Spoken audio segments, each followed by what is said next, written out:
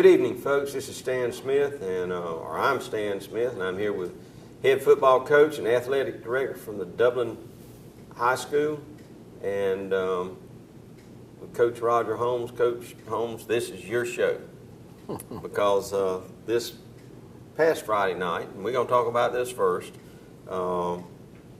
you reached a sort of a milestone for coaches. You got your 200th victory over in Bleckley County against the Bleckley County Royals. Now, that's a pretty big achievement in high school football. Well, it is a big achievement. I did know personally that it was a chance to be 200. I told our kids this story the other day, I don't know, 3 or 4 years ago. Riley and I were driving down the road from somewhere, and the record, whatever it was at that time, I said, you know what, son, I sure would like to get to 200 before I lose 100. And he said, well, if you don't, Dad, they'll probably fire you. You know, because the record, it would have meant that we'd had about 3 bad years in a row. I understand that. And I said, well, you're probably right. But, I told the kids the other night that a lot of those 200 wins have been special. There's no question, some of the games that you win, you don't forget them.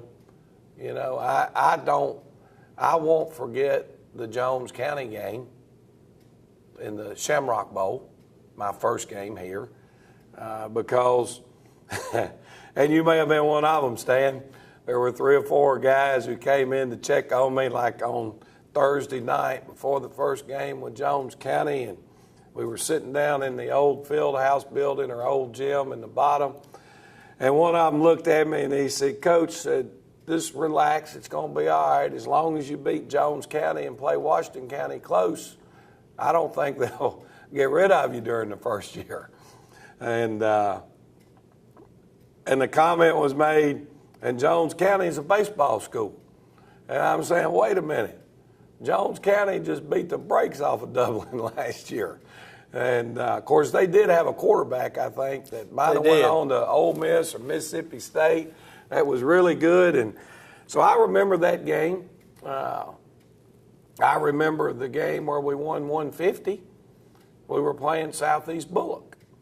And that game was special because it was the first night that Riley had a 100-yard rushing night and scored his first touchdown.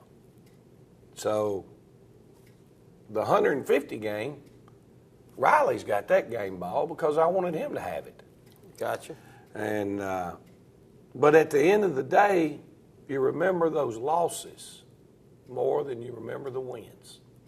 And that's what makes this job sometimes tough, is the personality, I believe, of someone that is a good, successful person, not just coach, a successful person, like in your business. You're trying cases. Well, it doesn't really matter how many you've won before. It's the next case that's coming up is the one that's important. And that's the way football is. For a business guy who's made millions, if he wants to sit around and count his money and think about all the good deals he's made in the past, all he's got to do is make a couple of bad deals and things are going to go south in a hurry. So I am happy that we've been able to coach long enough with some very good, bought-in, dedicated football players that have played for us. There's been a large number of assistant coaches over the 25 years that I've been this is the 26th year as a head football coach.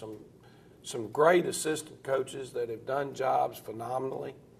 I've had great administrators to work for because, in this business that I'm doing, everywhere you go, sort of the thing about coaches, when people start talking to you about another job, the first thing that you start doing is trying to do your homework and research on the principal, on the superintendent, on the board.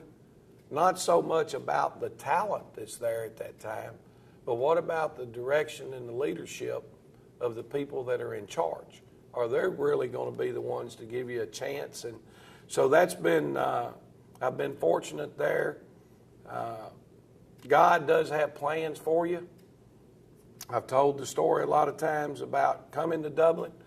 I wanted to move to Georgia because, quite frankly, Georgia paid better than Tennessee. When I moved here, Georgia had the Hope Scholarship. Tennessee didn't. And I'm trying to figure out at that time, with the income that I had in the state of Tennessee, is how was I going to be able to afford to send my 2 children? At that time, Morgan, my oldest daughter, was already in college, or the year I moved here, she started college, and then Riley and Erica. So the Hope Scholarship was very appealing to me, to have a chance for those children to get an education. And I think the number was, I came and I interviewed for 14 different jobs in the state of Georgia over a 5-year period, and unfortunately was bridesmaid on 3 or 4. I was the next in line and didn't get that opportunity. And then I really believe that my oldest daughter finished high school, was going on to college, and at that time, the Dublin job comes open. And it wasn't a normal situation. The Dublin job had opened, I guess, in January or February, like most of them do, and they hired a gentleman by the name of Kevin Sullivan. I didn't apply for the Dublin job, didn't even know where Dublin was at that time. And then for whatever reason, Coach Sullivan leaves in late April, and the job is open again. I'm sure there were lots of people in the state of Georgia that would have been great choices for Dublin High School, but they weren't going to leave their jobs right at the end of the school year and take a job in Dublin, Georgia, where you didn't get to have spring practice, you didn't get to bring any assistant coaches with you whatsoever. So there were probably a lot of guys that were contacted that said, the timing's not right, I don't want it. But a buddy of mine called and said, hey, you might want to look at the Dublin job. And I threw my name in the hat, and I think it came down to 2, and whoever the second one was didn't show up, so I got the job by default. But it's worked out pretty well. It's worked out real well, and 8 months later, you were playing in a state championship game after you got here. With some darn good football players. With a lot of good football Yes, players. sir. Some we're watching, one we're watching on Sunday now. Yes, sir.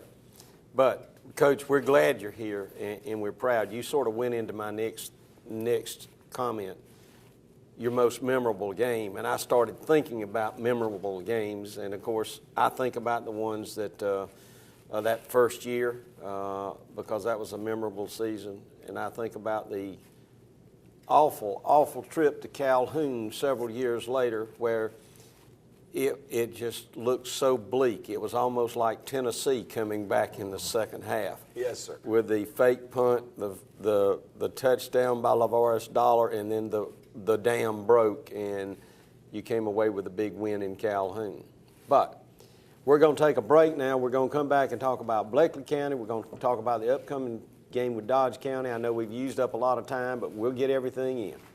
Dr. Price and Dr. Peters at Dublin Orthopedic and Rehabilitation have been a part of our community for many years and very proud to support high school football. We are proud of our children and their commitment. We share that same commitment when it comes to our patients.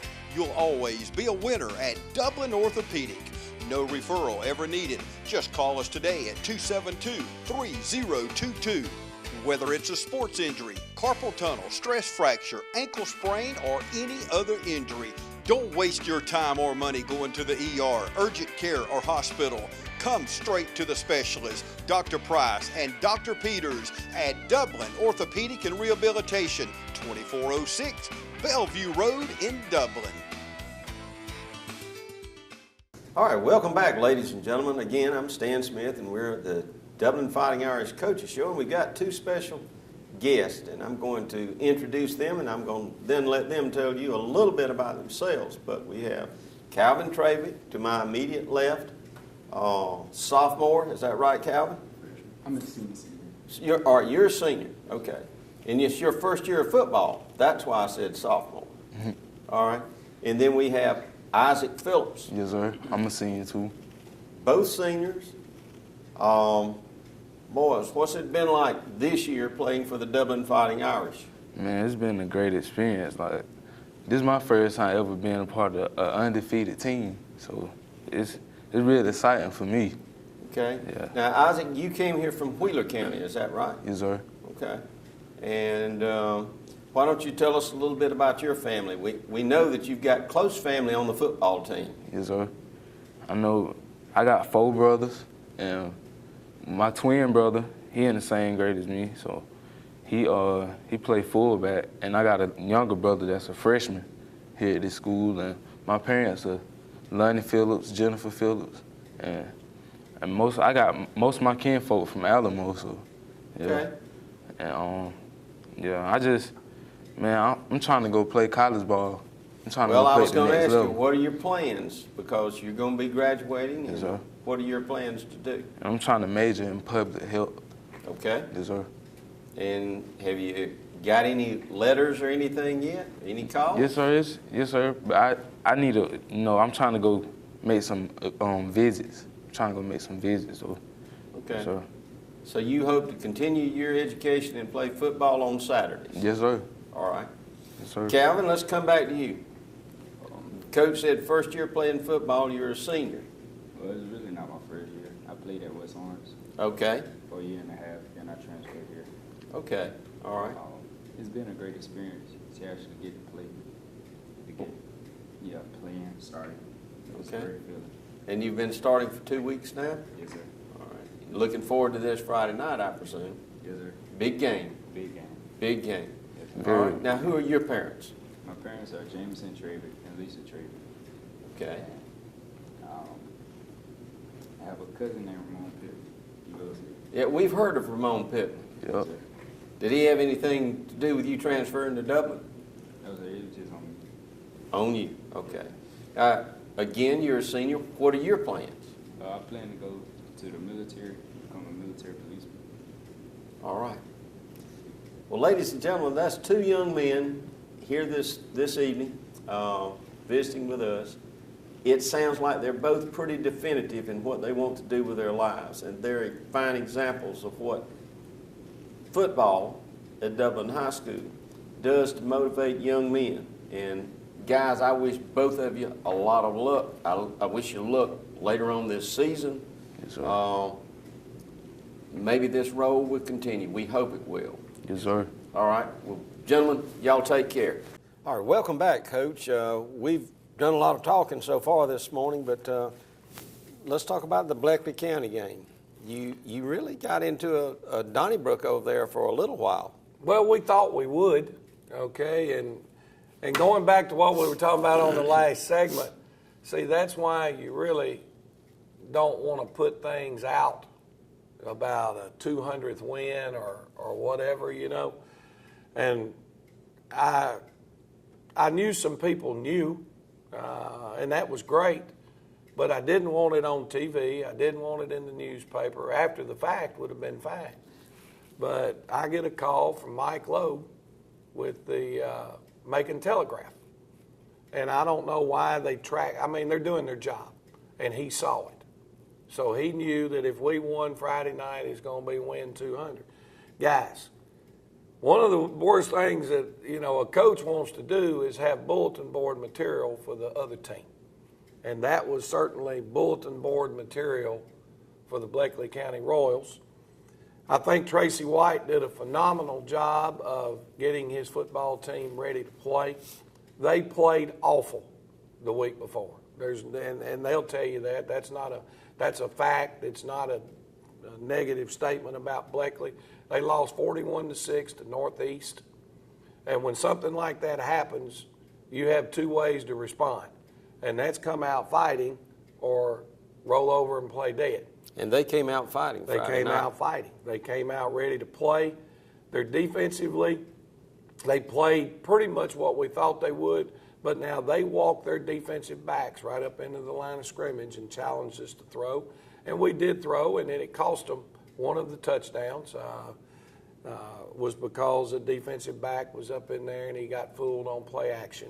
But at the end of the night, those safeties didn't miss any tackles. So everything we gained offensively was tough yardage. We were glad to get out of there with a win. The negative to it was, and I think both of them were very, very questionable. Coach White and I, neither one have enough on a video to be able to really determine. But now we lost two football players the other night to ejections. The opening play of the game, we lost our kick returner, Zion Washington. I think there was, the energy and the excitement. I think Coach White, I saw it on Channel 13, told, his mantra to his football team was Dublin was the big bad bullies coming over to pick on Bleckley County. So their kids are jacked up, and they tackle our young man over on the sideline, and 3 or 4 of them run him off the field into the cameraman, and our guy turns around, jumps up, and their guy pushes ours, and then ours pushes his, and the next thing you know, the officials are throwing them both out of the game. And then late in the game, I'm not exactly sure who did what the official thought they saw, but it was not Jermaine Cooley. You can tell that he was a 100% innocent bystander in anything that could have happened, but the official comes to us with number 21, did something, and he's ejected from the game. I felt very bad for Jermaine, about the way I felt 2 years ago in the Swainsboro game. I remember that. I mean, it wasn't anything that Coach Holmes had done, but that was the way the rules were set up, and still nothing has changed. If you're ejected, the Georgia High School Association will not even look at the film and overturn an ejection. So we're losing those two guys this week, and that'll be a factor. All right. And this week, let's go ahead and move to this week. After the victory over Bleckley, you've got another traditional rival, big rival, Dodge County, coming into the Shamrock Bowl this Friday night at 7:30. Weather permitting, and we'll talk about that in a minute. Dodge maybe somewhat of a disappointment this year. We kept hearing rumors that they were going to be one of the teams to beat. And they still will be. And they still They will still be. will But they come in here to the Shamrock Bowl, and of course there's been many Dodge County games between the Irish and the Indians that I have watched before and seen before live, and that's going to be a fight Friday night. Well, I still say that Dodge County is in a position to win our region. I thought they would be there when this thing started. They did get off to a shaky start. The truth of the matter is they've had trouble defending the 4 and 5 wide offenses. Not stopping a run team. The guys across the interstate at West Lawrence, a good football team. Dodge beats them 3-0. But West Lawrence, it was a wet night. They're trying to run the football, and they couldn't run the football on Dodge County. So when you look at our region, they went up and they lost to a good Southwest team that we've been telling people are a very solid football team. Well, they spread them out all over the field and made 2 or 3 big plays. I think maybe had a turnover for a touchdown. So, yes, they lost to Southwest. Well, Dublin's a running football team. Bleckley's a running football team. East Lawrence a running football team. That's 3 teams that they're going to match up with tremendously. They've already beat Northeast. So they've still got a chance if they go down and are able to run the table. They're still in a great position to win the region because somebody else has a chance to get Southwest as they progress through. So Dodge's kids know what's at stake, and they're going to come to play. Their offensive line, Stan, averages 260 a guy across the front. And they have a very athletic run and throw style quarterback that they're doing more with as the season has progressed. They have an all-state kicker that his kicks, I think I've watched him make a 45, 46-yard field goal, and it probably had 10 or 12 yards to spare when it went through. Defensively, very aggressive, physical football team, and that's the way Dodge has always been. All right. Well, Coach, we look forward to the game Friday night, but there is a concern with the weather, and we want to let the fans know to pay attention to what you see on TV and what you hear on the radio, because depending on the weather, it could affect the time of the game, whether the game is delayed or not, or literally whether it's played or not, depending upon the weather. And, Stan, right now there's a lot up in the air. I say there's a possibility, but a very slim possibility that the game could be moved to Thursday night. That's, as we get later into the week, that's a harder thing to do. But the weather is supposed to be beautiful on Thursday night. Friday, right now, just before the show started, when I checked, there's a 50% chance of rain. Not high. And the wind gusts are 15 to 20. It's playable without question, and that's when we would like to play, is when games are supposed to be played. But if you get past Thursday and you get into Friday and this thing turns a little more this way and the winds are 35 to 40 and the rain is coming down at a rate of 2 inches an hour, then you're going to have to push it to Saturday. I want our fans to be aware of that, because we need the Dublin Irish fans in the stands, rain or shine, Friday night, because this is a huge game as far as we're concerned and our playoff possibilities as we move forward. I think our kids understand that, and we don't want any excuses. We want the Dublin Irish fans in the stands ready to go and help this football team whenever Always. we get to play. And, of course, Friday night is a big night, sort of homecoming for the 2006 state championship team. We expect a lot of those players there. But we want the stands filled. We've got other things coming up. The Luck of the Irish drawing is coming up with a lot of prizes. You can get tickets from any of the Touchdown Club members. A lot of events going on as we start on the backside of the season. Well, it's coming quickly. We've only got 4 games left guaranteed. Stan, we could lose any or all of those 4, because all of those opponents are capable of putting together a heck of a night. We're a little beat up and banged up. We've had a little virus and bug going through our team this week. So we're sitting on edge with this football game, and it's just a big one. All right. Well, Coach, we thank you, and we'll see you next Wednesday night at 8 o'clock. But go to the Shamrock Bowl when you get the news, presumably Friday night at 7:30, to watch Dodge County and Dublin play an old-fashioned slugfest football.